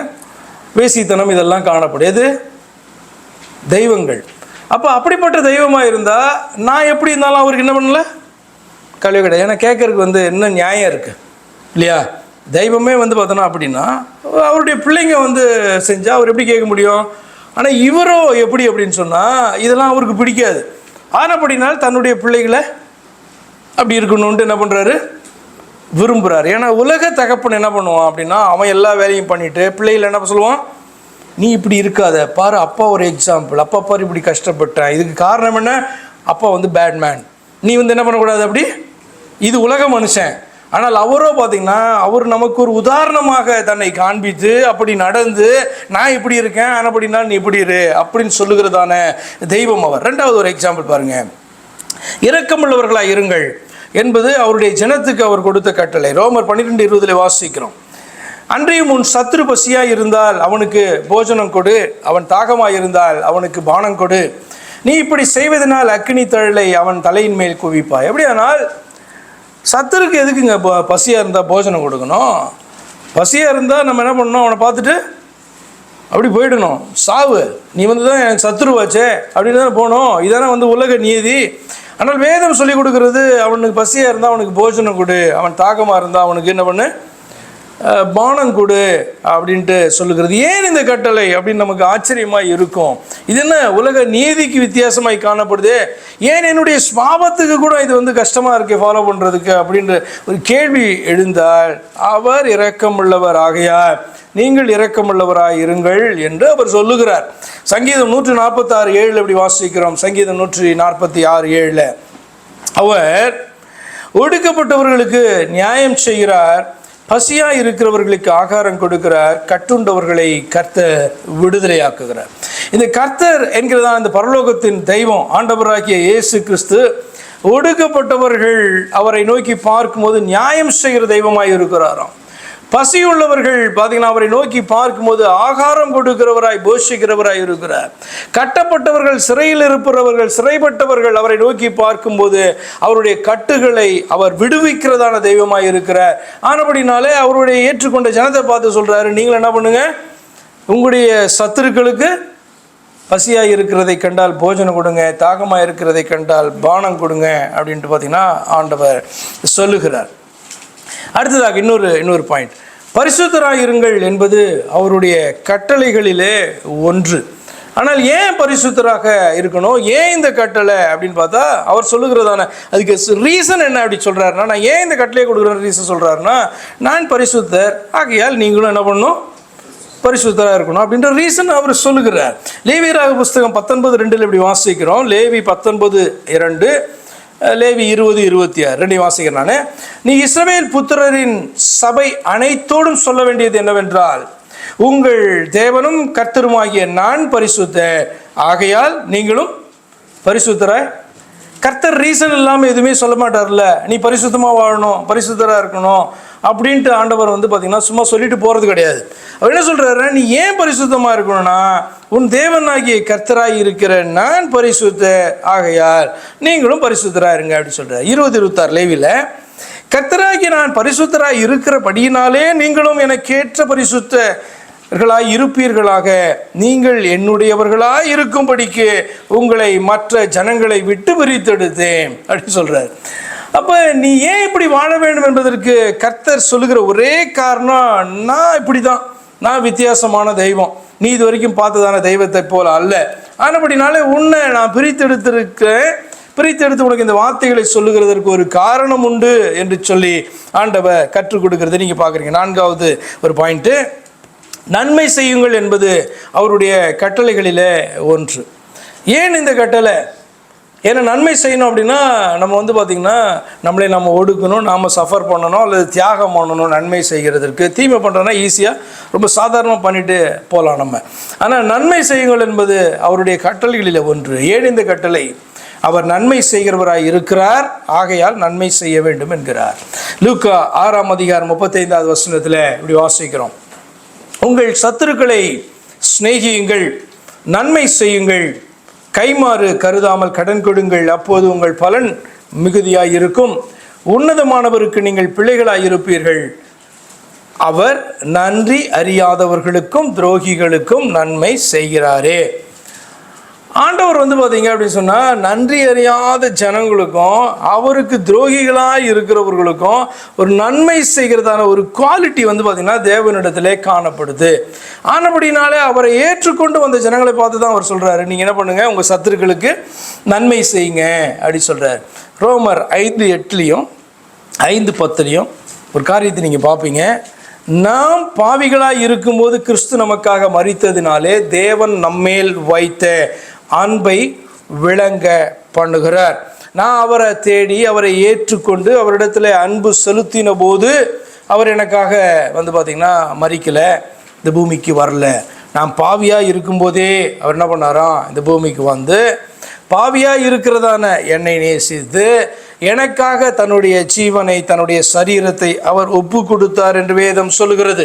10 நாம் தேவனுக்கு சத்துருக்களாய் இருக்கையில் அவருடைய குமாரனின் மரணத்தினாலே அவருடனே ஒப்புரவாக்கப்பட்டோமானால், ஒப்புரவாக்கப்பட்ட பின் நாம் அவருடைய ஜீவனாலே ரட்சிக்கப்படுவது அதிக நிச்சயமாகவே. சத்துருக்கள் யார் அப்படின்னா, நாம தான் அவருக்கு சத்துருக்களாய் காணப்பட்டோம், நாம தான் அவருக்கு துரோகிகளாய் காணப்பட்டோம். ஏன் தெரியுமா அவர் சத்துருக்களை சிநேகிங்கன்னு சொல்கிறாரு? ஏன் பார்த்தீங்கன்னா அவர்களை நீங்கள் அவர்களுக்காக ஜெபம் பண்ணுங்க, நன்மை செய்யுங்கன்னு சொல்கிறாரு தெரியுமா? நாமும் ஒரு நாள் சத்துருக்களாய் காணப்பட்டோம், அவருக்கு துரோகிகளாய் காணப்பட்டோம். அவர் நம்மை நேசித்தபடினாலே, நேசித்து காண்பித்தபடினாலே ஒரு கட்டளையை கொடுக்குறாரு, நீ என்ன பண்ணு, சத்ருவை நீ சிநேகிக்கணும், அவர்களுக்காய் நீ ஜெபம் பண்ணணும் அப்படின்ற வார்த்தையை அவர் கொடுக்குறார். செய்யக்கூடாததை அவர் சொல்லுகிறவர் அல்ல, செய்ய முடியாததையும் அவர் சொல்லுகிறவர் அல்ல. செய்து காண்பித்து விட்டு என்னுடைய பிள்ளைகளிடத்தில் நான் இதை எதிர்பார்க்கிறேன் என்று சொல்லுகிறதான ஒரு நல்ல தெய்வத்தை தான் நாம் அறிந்திருக்கிறோம், ஆராதித்து கொண்டிருக்கிறோம். 5வதாக ஒருவருக்கொருவர் மன்னியுங்கள் என்பது அவருடைய கட்டளை. எப்படி? ஒருவருக்கொருவர் மன்னியுங்க. எனக்கு விரோதமாக செய்த பாவத்தை, குற்றத்தை, தப்பிதங்களை நான் மன்னிக்க வேண்டும். நீங்கள் மற்றவர்களுக்கு விரோதமாக செய்த குற்றத்தை, தப்பிதங்களை நான் உங்களுக்கு மன்னிக்கிறதல்ல. ஆனபடியால்தான் ஒருவருக்கொருவர் மன்னியுங்கள் என்பது அவருடைய கட்டளை. கொலேசியர் 3:13 வாசிக்கிறோம், ஒருவரை ஒருவர் தாங்கி, ஒருவர் பேரில் ஒருவனுக்கு குறைபாடு உண்டானால் கிறிஸ்து உங்களுக்கு மன்னித்தது போல ஒருவருக்கொருவர் மன்னியுங்கள். ஏன் இந்த கட்டளை அப்படின்னு சொன்னால், அவர் மன்னிக்கிறவராக இருக்கிறார், மன்னிக்கிற தன்மையுடையவராக இருக்கிறார். அவருக்கு விரோதமான செய்த தப்பிதங்களை அவரிடத்துல மனம் திரும்பி வருகிற அத்தனை பேருக்கும் மன்னிக்கிறதான ஸ்பாவம் தெய்வத்துக்கு காணப்படுகிறபடினால அவரை ஏற்றுக்கொண்டு மன்னிப்பை பெற்ற அத்தனை பேர்ட்டையும் அவர் என்ன எதிர்பார்க்கிறார்? ஒருவருக்கு விரோதமாய் ஒருவர் செய்த தப்பிதங்களை நீங்கள் என்ன பண்ணுங்க, இல்லை சிம்பிளாக சொன்னால், உங்களுக்கு விரோதமாக மற்றவர் செய்த தப்பிதங்களை நீங்கள் என்ன பண்ணுங்க, அவர்களுக்கு மன்னிங்க அப்படி சொல்கிறார். இப்போ மார்க் 2:7 2வது பகுதியில் எப்படி வாசிக்கிறோம்? தேவன் ஒருவரே அன்றி பாவங்களை மன்னிக்கத்தக்கவர் யார் என்று தங்கள் இருதயங்களிலே சிந்தித்து கொண்டிருந்தார்கள். 10வது இயேசு சொல்கிறார், பூமியிலே பாவங்களை மன்னிக்க மனுஷகுமாரனுக்கு அதிகாரம் உண்டென்பதை நீங்கள் அறிய வேண்டும் என்று சொல்லி என்ன பண்ணுறாரு, மன்னித்து சுகமாக்கி அனுப்புனார். என்ன நீங்கள் அறிந்து கொள்கிறீர்கள் அதில் அப்படின்னு சொன்னால், நிறைய விஷயங்கள் அடங்கி இருக்கிறது. தேவன் ஒருவரே அன்றி பாவங்களை மன்னிக்கத்தக்கவர் யார் அப்படின்னு சொன்னால், முதலாவது என்ன அறிந்து கொள்கிறீங்க அதில்?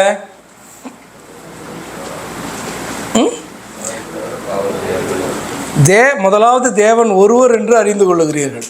அதற்கு பின்பு பாவங்களை மன்னிக்கத்தக்கவர் கூடியவர் அந்த ஒரே தேவன் என்பதை அறிந்து கொள்ளுகிறீர்கள். வாசிங்க, தேவன் ஒருவரே அன்றி பாவங்களை மன்னிக்கத்தக்கவர் யார்?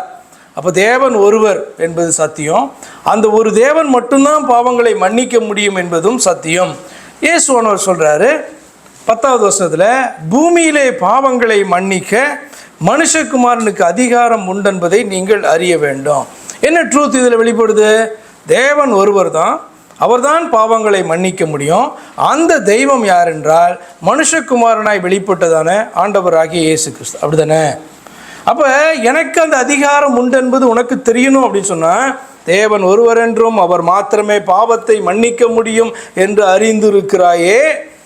பாவத்தை மன்னிக்கிறதுக்கு பூமியிலே மனுஷகுமாரனுக்கு அதிகாரம் உண்டு என்று சொன்னால், மனுஷகுமாரனாய் நீ இன்று காண்கிற, உன்னோடு கூட பேசி கொண்டு இருக்கிற தானே நான் என்று இயேசு என்ன பண்ணுறாரு சொல்கிறாரு.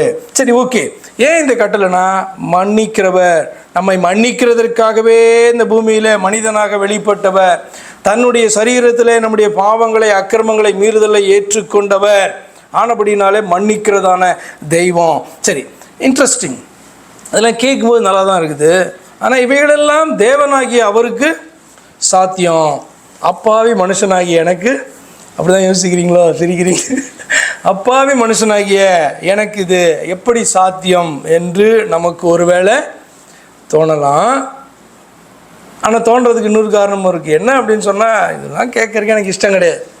அவர் பரிசுத்தராக ஜீவிக்கலாம், அவர் மனம் இறங்கலாம், அவர் பார்த்திங்கன்னா துரோகிகள் சத்துருக்களுக்கு அவர் உதவி செய்கிறவராக நன்மை செய்கிறவராக இருக்கலாம், அவர் மன்னிக்கலாம். ஏன்னா அவர் தெய்வம், நானும் மனுஷன், தெய்வ பிறவி கிடையாது, மனுஷன் அப்படின்னு நம்ம என்ன பண்ணலாம், சொல்லிக்கொள்ளலாம். உங்களுக்கு சில உண்மையை நான் காண்பிக்க விரும்புகிறேன். அவர் தேவன், நான் மனுஷர் என்பது உண்மைதான். ஆனால் ஒரு காரியத்தை மனதில் வைத்து கொள்ளுங்க, அவர் நம் தேவனாயிருந்தும் மாம்சத்தையும் இரத்தத்தையும் உடையவர் ஆனார் என்று வேதம் சொல்லுகிறது. எதற்காக? அவர் நம் பிதாவாயிருந்தும் தாம் உண்டாக்கின பிள்ளைகளில் ஒருவரைப் போலானார். எதற்காக? எபிரேய புஸ்தகம் 4ஆம் அதிகாரம், நீங்கள் எபிரேய புஸ்தகம் 2ஆம் அதிகாரம் முழுசுமாக வாசிங்க. 2ஆம் அதிகாரத்தில் சில வசனங்களை எடுத்து நான் வாசிக்கிறேன். 14வது வசனத்திலிருந்து நான் வாசிக்கிறேன். ஏனென்று சொன்னால், அவர் தமக்காகவும் தம்மை கொண்டும் எல்லாவற்றையும் உண்டாக்கினார் என்று 10ஆம் வசனம் ஆரம்பிக்கிறது. அடுத்து 14லேருந்து நான் வாசிக்கிறேன். ஆதலால் பிள்ளைகள் மாம்சத்தையும் இரத்தத்தையும் உடையவர்களாக இருக்க. யார் பிள்ளைகள்? மனிதர்கள், பாவிகள். அவர்கள் மாம்சத்தையும் இரத்தத்தையும் உடையவராயிருக்க. ஆனால் இவர்கள்லாம் தேவனுடைய பிள்ளைகள், தேவனால் உண்டாக்கப்பட்டவர்கள்.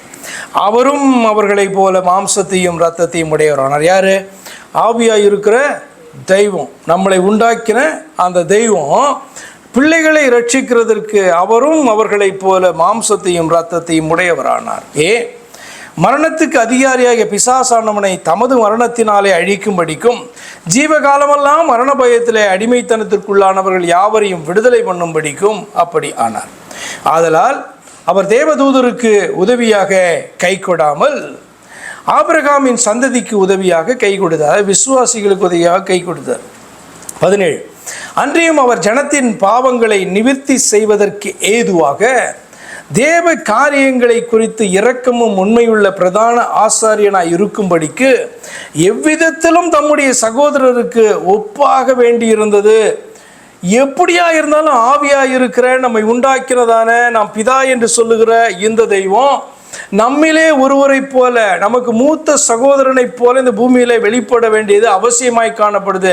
ஏன்னா நமக்காக பேசுவதற்காக, நமக்காய் பரிந்து பேசுவதற்காக, நமக்காக அவருடைய சட்டங்களை நிறைவேற்றுவதற்காக அப்படி வெளிப்பட வேண்டியது அவசியமாயிருந்ததான். யாரு?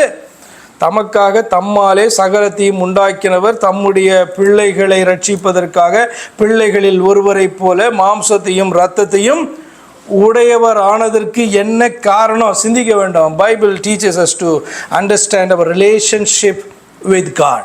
தேவனோடு கூட நம்மை உண்டாக்கினதான இந்த ஆவியான தேவனோடு கூட நமக்கு காணப்படுகிறதான உறவை புரிந்து கொள்ளும்படியாக வேத வார்த்தை நமக்கு சொல்லிக் கொடுக்கிறது. அது புரிந்து கொண்டாதான் இது சாத்தியம். எது சாத்தியம்?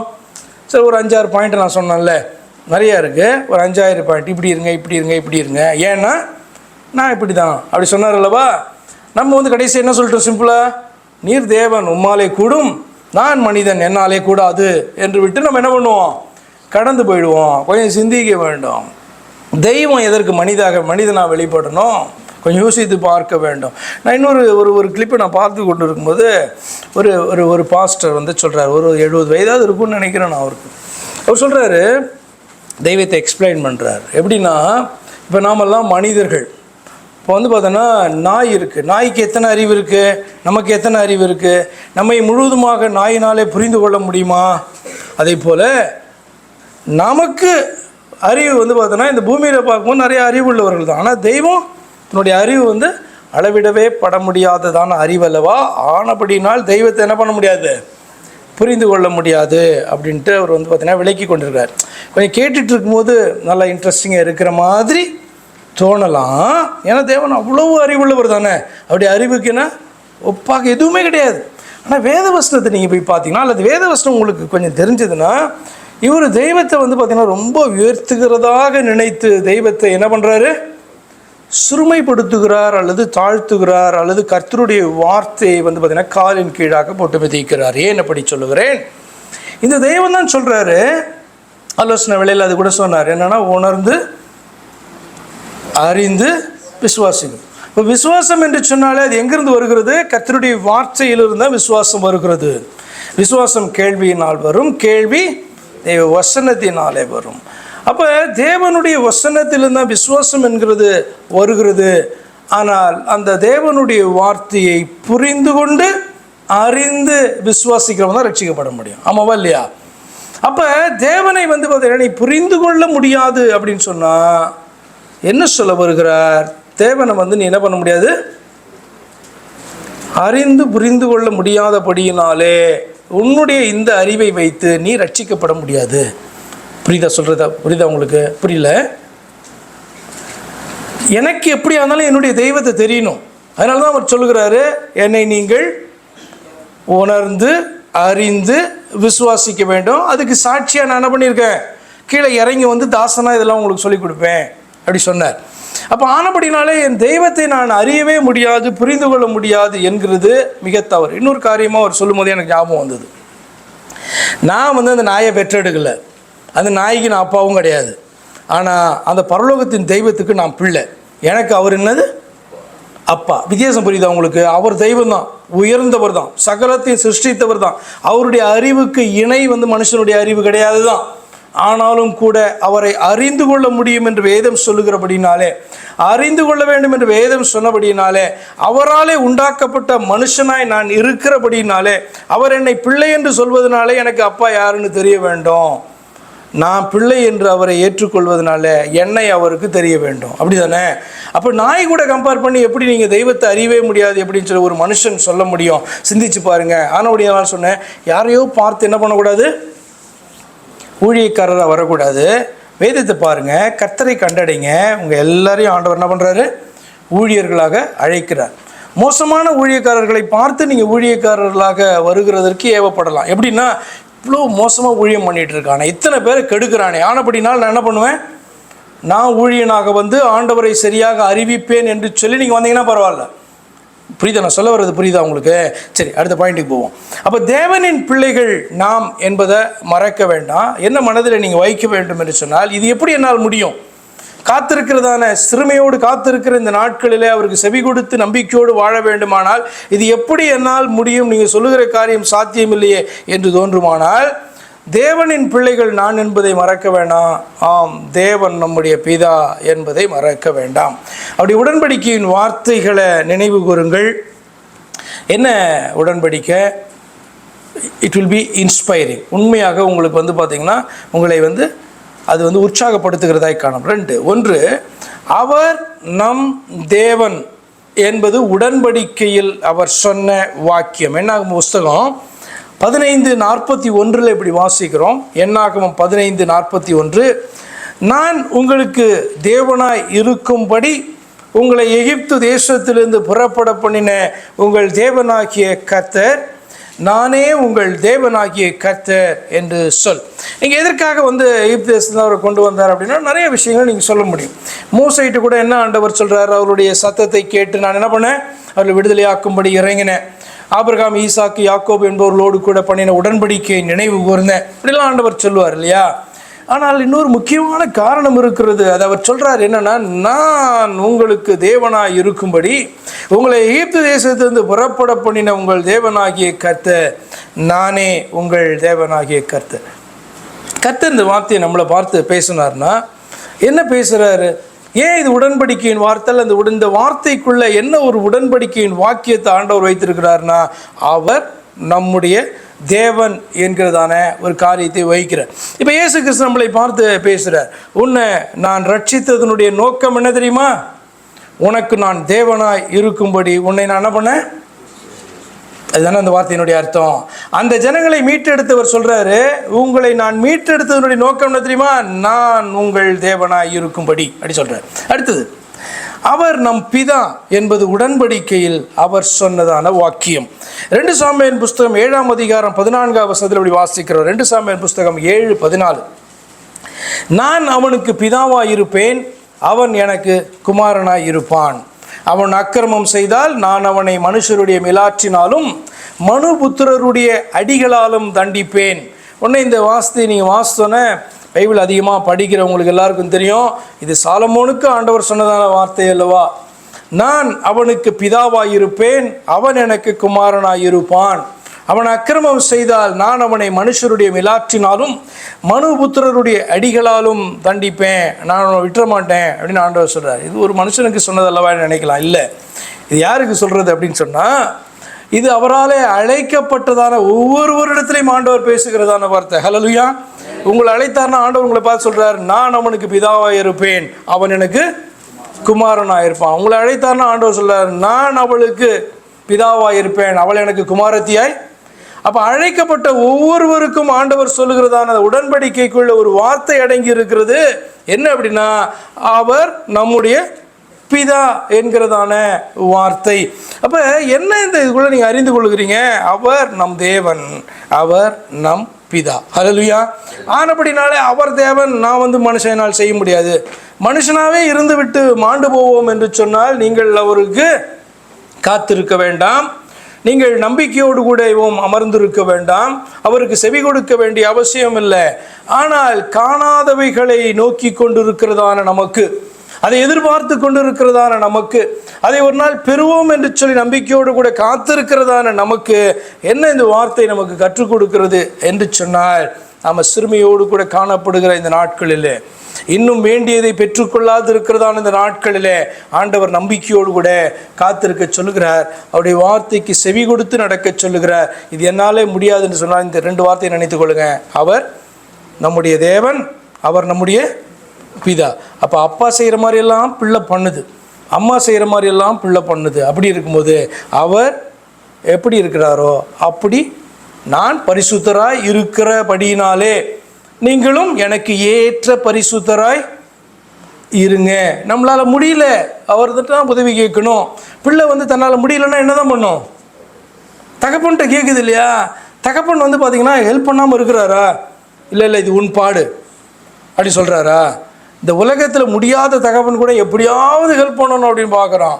அவர் பார்த்தீங்கன்னா எல்லாம் கூடியதானே, எல்லாவற்றையும் செய்ய வல்லவரான, அவரால் செய்யக்கூடாது ஒன்றுமே இல்லை. அப்படிப்பட்டவரிடத்தில் நீங்கள் ஒரு நல்ல காரியத்தை கேட்குறீங்க, ஆண்டவரே நானும் பரிசுத்தராக இருக்கணும், நீங்கள் விரும்புகிறீங்க இல்லையா? என்னால் முடியலையே, நீங்கள் கேட்டு பாருங்கள், அவர் உங்களுக்கு உதவுகிறவராக இருக்கிறார். நீங்கள் பார்த்தீங்கன்னா நான் மனுஷன் தானே, என்னால் முடியாது அப்படின்னு சொன்னால் அவர் உங்களுக்கு ஹெல்ப் பண்ண மாட்டார். நம்ம பார்த்தீங்கன்னா விழுந்துக்கிட்டே தான் காணப்படுவோம். ஆனபடினாலே கண்களை மூடுவோம், நம்மை நாம் தாழ்த்துவோம், அப்படியே கர்த்தருடைய சமூகத்தில் எழுந்து நிற்போம். நாம் மனிதர்கள் என்பது உண்மைதான், அவர் தேவன் என்பது உண்மைதான். ஆனால் அதே நேரத்தில் அவர் சொல்கிறாரு, நான் உங்களுடைய தேவன், உங்களுடைய தேவனாக இருக்கிற நான் உங்களுடைய பிதா, நீங்கள் என்னுடைய பிள்ளைகளாக இருக்கிறபடினாலே, என்னை உங்களுடைய தேவனாக பிதாவாக ஏற்றுக்கொண்டு இருக்கிறபடினாலே, நீங்கள் நான் சொல்கிறதான இந்த வார்த்தைகளை உங்களால் கீழ்ப்படிந்து செவி கொடுத்து நடக்க முடியும் அப்படின்ட்டு ஆண்டவர் கற்றுக் கொடுக்கிறார். ஒப்பு கொடுப்போமா? இந்த வருஷத்தினுடைய இந்த கடைசி பகுதிகளுக்கு நம்ம வந்திருக்கிறோம். இன்னும் ஒரு சில வாரங்கள் தான். புதிய வருஷம் நமக்கு ஆசீர்வாதமாக அமைய வேண்டும், நம்முடைய சிறுமைகள் எல்லாம் மாற வேண்டும், நம்முடைய அந்த காத்திருப்புக்கு ஒரு முடிவு உண்டாக வேண்டும், கர்த்தருக்குள் நாம் மகிழ வேண்டும், நம்மை அழைத்த தெய்வத்திற்குள்ளாக நம்ம கலியுறுகிறவர்களாய் மாற வேண்டும். அவர் சொல்கிறார், கொடியவன் அழிந்து போவான், உங்களை பரியாசம் பண்ணுகிறவன் அவன் நிர்மூலமாகி போவான். ஒரு வார்த்தை இவனிடத்திலிருந்து வாங்கி இவனை குற்றப்படுத்தலாமா என்று தேடி கொண்டிருக்கிறதான ஜனங்கள் அவர்கள் இல்லாமல் போவார்கள். நீர் எதிர்பாராததான காரியத்தை உன் மத்தியிலே நான் செய்வேன். உம்முடைய பிள்ளைகளுடைய அந்த ஆசீர்வாதங்களை கண்டு நீ சந்தோஷப்படுவேன். ஆண்டவர் சொல்கிறாங்க, அவர்கள் வழிவி போகிறதான ஜனங்கள் இன்றைக்கு அவர்கள் புத்திமான்களாக மாறி அவர்கள் உபதேசத்தை கற்றுக்கொள்ளுவார்கள். அர்த்தம் என்ன? சத்தியத்தை ஏற்றுக்கொள்ளுவார்கள். நான் அவர்களை நடத்துகிறதான தேவனாயிருப்பேன். என்னுடைய கரத்தினுடைய கிரியைகளாக அவர்களை நீ காணும் பொழுது நீ மகிழ்ந்து என்னை மகிமைப்படுத்துவா அப்படி சொல்கிறாங்க ஆண்டவர், இல்லையா? எவ்வளோ அருமையான வார்த்தைகள். சும்மா சிறுமையிலேருந்து மறையும் நீங்கும் என்பது மாத்திரம் அல்ல, அதற்கு என்னெல்லாம் நான் செய்வேன்னு ஆண்டவர் சொல்கிறார். பார்த்தீங்களா?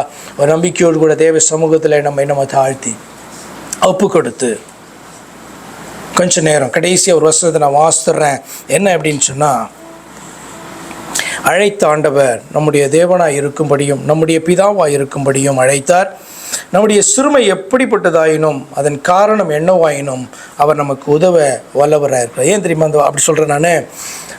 நம்முடைய சிறுமைக்கு நிலைக்கு காரணம் பார்த்திங்கன்னா, வேதம் சொல்லுகிறது, அழைத்து வந்தவர்களை ஆண்டவர் பார்த்திங்கன்னா ஒரு குறிப்பிட்ட காரணத்துக்காக சிறுமைப்படுத்துகிறார். என்னென்னா, வார்த்தைகளை கேட்பாங்களோ கீழ்ப்படிய மாட்டாங்களோ, அவங்களுடைய இருதயம் எப்படிப்பட்டதோ என்பதை அவர்கள் அறிந்து கொள்ளும்படியாக சிறுமைப்படுத்தினார். இல்லை வேறு கொடியவர்கள் மூலமாக நான் சிறுமைப்படுத்தப்படுகிறோம் என்று சொன்னாலும் கர்த்தர் அனுமதிக்காமல் எந்த கொடியவனும் என்ன பண்ண முடியாது, நம்மளை சிறுமைப்படுத்த முடியாது. ஆனபடினாலே ஜெபம் பாருங்கள், சங்கீதம் 90:15 எப்படி காணப்படுது? தேவரீர் எங்களை சிறுமைப்படுத்தின நாட்களுக்கும் நாங்கள் துன்பத்தை கண்ட வருஷங்களுக்கும் சரியாய் எங்களை மகிழ்ச்சியாக்கும். மோசே பார்த்திங்கன்னா இந்த ஜனங்களை அழைத்து கொண்டு ஜனங்கள் பார்த்திங்கன்னா சிறுமைப்படுத்தப்பட்டு காணப்பட்டாங்க. எகிப்தில் வருகிற வழியிலையும் பார்த்திங்கன்னா சிறுமைப்படுத்தப்படுகிறார்கள். அப்போ என்ன கேட்கிறாருன்னா, தேவரீர் எங்களை சிறுமைப்படுத்தின நாட்கள், எங்களுடைய இந்த சிறுமைக்கு அனுமதித்ததான நாட்கள் அப்படின்னா அந்த காலம் என்ற அர்த்தம். நாங்கள் துன்பத்தை கண்ட வருஷங்கள் இவைகளுக்கு சரியாக எங்களை மகிழ்ச்சி ஆக்கும். நம்மளும் ஜெபம் பண்ணுவோமா? நம்மளை அப்படியே தாழ்த்துவோமா? என்ன ரீசன் சிறுமைக்கு என்று சொல்லி ஆராய்ந்து பார்க்க வேண்டாம். அது நம்மை நாம் அறிந்து கொள்வதற்காக ஆண்டவர் சிறுமைப்படுத்தின காரியமாக இருக்கலாம். நம்முடைய துர்குணங்களினாலே, செவிகொடாத தன்மையினாலே கொடியவர்களுடைய கரத்திலே ஒப்பு கொடுத்து நம்ம சிறுமைப்பட்டு கொண்டிருக்கலாம். ஆனால் இந்த நாட்களில் கர்த்தருடைய கரத்திலே ஒப்பு கொடுத்து, ஆண்டவரே நான் நமக்கு செவி கொடுக்கிறேன், நீர் என்னை கர்த்தாவே இதிலிருந்தெல்லாம் விடுதலையாக்குவீர் என்று சொல்லி உம்முடைய வாக்குத்தத்தத்தை கர்த்தாவே நான் நினைவு கூர்ந்து நான் நம்புகிறேன் என்று சொல்லி நம்ம ஜெபிப்போம் என்று சொன்னால் நிச்சயமாய் கர்த்தர் நம்முடைய வாழ்க்கையிலும் அற்புதத்தை செய்ய வல்லவர். அவர் மாறாத தெய்வமாய் காணப்படுறாரு. அப்பா, எங்களை அன்பாய் நேசிக்கிறதான எங்கள் பரிசுத்த பிதாவே, நீர் தேவனாய் இருந்தாலும், நீர் அதரிசனமாய் இருந்தாலும், ஆண்டவரே நீ ஆவியாய் இருக்கிற தேவனாய் இருந்தாலும், ஆண்டவரே மாம்சமும் இரத்தமும் உடையவர்களாய் உம்முடைய பிள்ளைகள் காணப்பட்டபடியினாலே, விழுந்த நிலையிலே காணப்பட்டபடியினாலே, மரண பயத்திலே காணப்பட்டபடியினாலே அவர்களை விடுதலையாக்கும்படியாய் ஆண்டவரே நீரும் அவர்களில் ஒருவரை போலானீர் என்று சொல்லி வாசிக்கிறோம். ஐயா, நீர் உம்மை தாழ்த்தி உன்னதராய் இருக்கிற தேவன், ஆண்டவரே தாழ்மையுள்ளவர்களை நீ நோக்கி பார்க்கிறேன் என்று சொன்னபடியே ஆண்டவரே மனமுடைந்து, ஆண்டவரே மனத்தாழ்மையோடு கூட ஆண்டவரே கர்த்தரை விடுதலையாக்குவாரா என்று ஏங்கிக் கொண்டிருக்கிற ஜனங்களை விடுதலையாக்கும்படியாய் அவர்கள் மத்தியிலே இறங்கி வந்தவர் அல்லவா? நேரத்திலும் ஆண்டவரே உம்முடைய பிள்ளைகள் யாரெல்லாம் ஆண்டவரே எங்களுடைய சிறுமியான நாட்களுக்கு தக்கதாய், துன்பத்தை கண்ட வருஷங்களுக்கு தக்கதாய் கர்த்தர் எங்களை மகிழ்ச்சியாக்கும் என்று சொல்லி கேட்டுக்கொண்டிருக்கிறார்களோ, அவருடைய வாழ்க்கையில எல்லாம் கர்த்தர் நீர் அற்புதத்தை செய்வீராக, விடுதலையாக்குவீராக. ஒரு நாளை குறித்து கர்த்தருடைய வாழ்க்கையில கர்த்தர் நீர் கிரியை செய்யும்படியா, விடுதலையை கொடுக்கும்படியா நான் ஜெபிக்கிறேன். தாழ்த்தி ஒப்பு கொடுக்கிறேன். கர்த்தராகிய இயேசு கிறிஸ்துவின் நாமத்தில் ஜெபிக்கிறேன், அருமை பிதாவே, ஆமென். என் ஆத்துமாவே கர்த்தரை ஸ்தோத்திரி, என் முழு உளமே ஒரு பரிசுத்த நாமத்தை ஸ்தோத்திரி. என் ஆத்துமாவே கர்த்தரை ஸ்தோத்திரி, கர்த்தர் செய்த சகல உபகாரங்களையும் மறவாதே. ஆமென். கர்த்தராகிய இயேசு கிறிஸ்துவினுடைய கிருபையும் தேவனாகிய அவருடைய அன்பும் அவருடைய பரிசுத்த ஆவியின் ஐக்கியமும் இன்றும் என்றும் சதா காலங்களிலும் உங்கள் அனைவரோடும் கூட இருப்பதாக. ஆமென்.